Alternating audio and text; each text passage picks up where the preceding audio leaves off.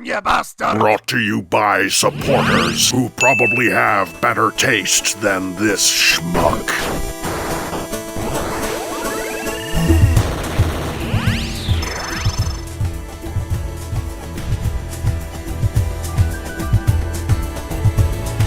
The 07 movie was a big change in engineering ideology. It's been discussed. I've gone through it at length. With that said though, there's gotta be a point where things become unacceptable. Yes, you have to give leeway to certain figures. Yes, you have to understand that the designers were under a lot of stress because the new aesthetic style was a little bit wacky. But some toys go beyond that. Some toys are so bad that you just have to wonder, why did they even bother? Sometimes design should just be thrown out and started from scratch.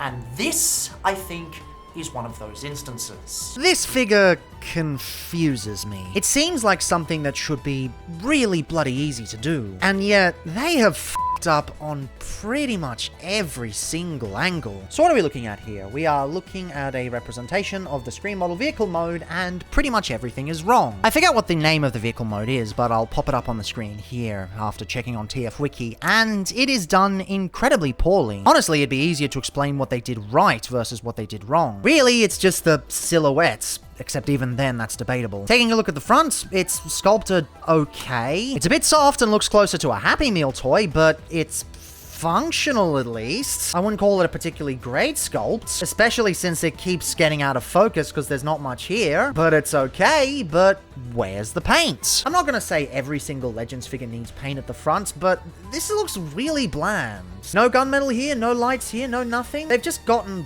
rid of all the paint at the front here. Now, because this is of course the 2-pack version that came with the Megatron that broke, all of the paint budget's been used for the robot mode, leaving nothing for the front here. You'll notice that he has a faux chest on the top of the vehicle mode. Why does he have a faux chest on the top of the vehicle mode? The torso is right here. You can just use a basic transformation. In fact, years later, in Universe 2008, they did. This of course has toy hacks to make it look even better, but it shows that it's possible. Yet they went for this really weird conversion that requires paint for both the front and the top here. So they chose the top for robot mode, okay, but then there's nothing left here. Also, spikes on the front. They don't really accomplish much. They work as supports for the robot mode, but they make the vehicle mode look really weird. Coming around to the windows, yeah, they're okay, I guess. They're just a bit dull. They're halfway between baby blue and gunmetal gray, and they don't really work very well. And at the back, you'll notice he's missing something. That's weird. Shouldn't there be a spoiler? Well, yes, there should be, and it just clicks right in there. Why is the spoiler a separate accessory? That is so easy to get lost. In fact, before filming, I was looking for it for a grand total of 2 hours. I found it eventually, but come on, this is stupid. Look, as a car, I guess it's mostly functional. The spoiler kind of draws your attention from all the shit up the front and the stupid shit on the top. If you can get past that, there is enjoyment to be had, but f*** me, they've just been lazy with this. I just don't see why they made the decisions they made. They didn't need this faux chest at the top here. They could have diverted everything to the front. They could have just had the torso flip down. Jazz isn't a very complex transformation in terms of movie conversions. He is really simple, and yet that's the one they f***ed up the most. I don't get it. Anyway, size-wise, he's about 7.5 centimeters by 3.5 centimeters by 2.5 centimeters. And here he is next to a standard Legion figure, a Jazz that is far superior, even without the toy hacks. A standard core class figure, a standard modern Micromaster, a standard modern Minicon, a not so standard Lego minifigure, and crumbs. Now the transformation on this thing is a bit shit. Already I've talked about how conceptually it's really dumb, but just, it doesn't really have a lot of cleverness to it. It's bog standard in the worst ways. First thing you want to do is bring the arms out, like so. They are very tight even on a figure of this age. You then bring the entire torso down like so. Separate the legs and rotate them to the sides here. Bring down the feet like so. Bring down the arms and bring down the fake chest. And make sure not to push off the spoiler, otherwise it'll get lost and you're gonna have a bad time. In robot mode, this is just appalling. Everything about this is just so bad. Can I call this the worst Legends figure from the 2007 lineup? I probably can. Is it possibly the worst Legends figure they've ever done? Well, it doesn't have any build quality issues like this piece of shit, so maybe not. But it's just so poorly done. That sculpt is rather nice, and the torso is also done really well. Lots of lovely paint there. But everything below is just a ugh. The arms are so spindly and weak, and you know, that would be fine if they were just ball jointed. I mean, a lot of Legends figures have spindly, wispy arms, and then they just have the legs be normal. It's what you kind of come to expect, but these ones more so than most. Like, the arm kind of stuck in there. It's very G1 Micromaster-esque, but in 2007, it's a bit egregious. And they don't move at all. They just move up and down. They don't do anything. The torso doesn't stay in place, so he loves wobbling around. Not that it really matters anyway. He can barely get any poses with how big the leg kibble is. I mean, look at this shit.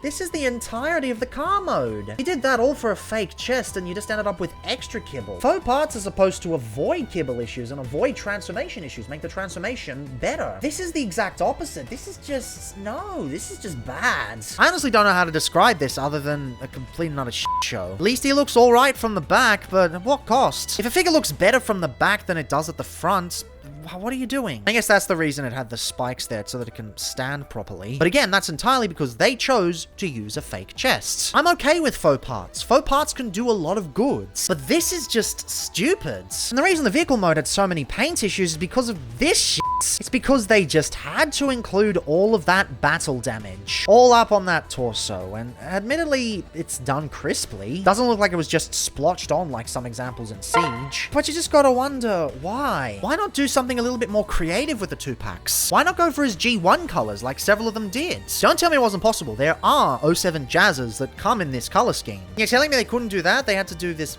thing instead? God, this figure just makes me feel like I'm going back to the start of my reviewing journey, where I'm just unreasonably angry and not understanding the context, just going in and at face value saying this is kind of shit.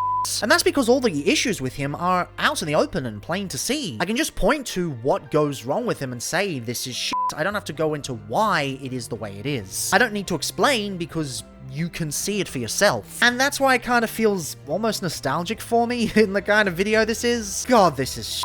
Articulation is awful with just a swivel at each shoulder. Technically an ab crunch, but really it's just lack of tabs. Ball joints at the hips that don't get any out because it's got the kibble here. And a knee swivel that doesn't really accomplish much. It's just bad. This whole figure is just a complete and utter shit show. Yes, they did have growing pains, but none of the growing pains were this bad on the other figures. The other figures, they had decent qualities to them. I can't really think of anything here aside from the paint. Everything else is just not acceptable. Anyway, size-wise, he's 5.5 centimeters wide, and it's all of the leg kibble, and 8 centimeters tall. And for comparisons, here he is next to a standard Legion figure. Just get this Jazz instead, it's infinitely better. A standard core class figure, a standard modern Micromaster, a standard modern Minicon, a not so standard Lego minifigure, and crumbs. This figure really saddens me because this is the only Legend scale movie Jazz that we will ever get unless third party comes in and gets one. Because Jazz died in the first movie, they're not gonna remake him. I mean, aside from some Bumblebee figures here and there, Hasbro's really not interested in remaking these figures at small scale. In fact, we don't even know what's happening with small scale in the future. It's up in the air whether core class will even exist. So this, right now, is the only small scale 07 Jazz we have, and it is complete shit.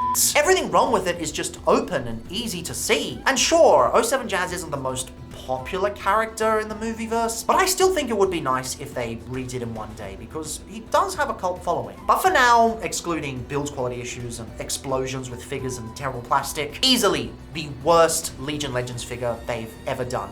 Nothing has come close. And I don't believe that the time period makes it justified. There were great figures from that time period, and there were also plenty of decent ones. Even with the time period, they were able to accomplish quite a lot. This didn't do that. This just completely missed the point of what Legends is supposed to be. So no, unfortunately, I don't take those excuses. F this thing. But tomorrow, we're going to discuss something that, unfortunately, I didn't really want to talk about. Well, I did, but I also didn't at the same time. See, if you're seeing this part of the video, it means I've unfortunately had to make some delays in the marathon. It means you're watching this in 2025, and I've failed my goal. And as an apology, I'm adding one extra Legendary episode. But if that's the case, then I am somewhat excited, because I get to talk about one of my faves from my childhood. Not one of my childhood faves, because back then I wasn't that into it, but now I love it to bits.